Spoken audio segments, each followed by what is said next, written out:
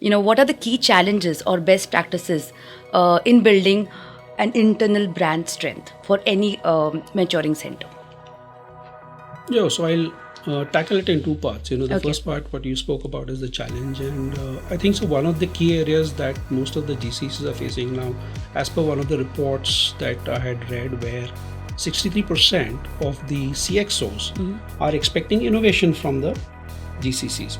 While very contrarian to that is that the headquarters or the principal functional areas which are interacting with the GCCs still look at it as offshore.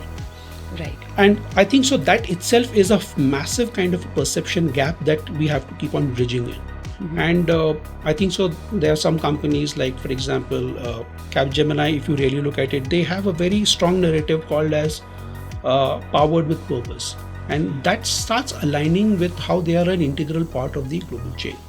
One of the aspects about,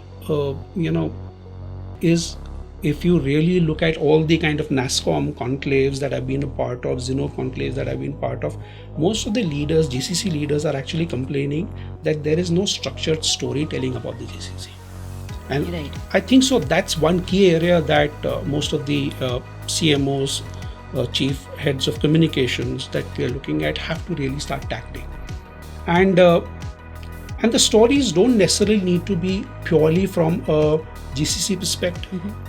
There are people stories that you can look at. There are leader stories. There are expertise-led kind of stories that you can look at. So, some of the interactions that I have done with certain GCCs, we have created what we call as story playbooks, which are on different tracks, which run differently for employees, run differently for, subject matter experts, and differently for leadership kind of profiling.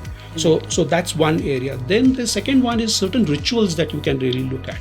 And these rituals are cross-functional interactions that are actually happening, that continue to happen.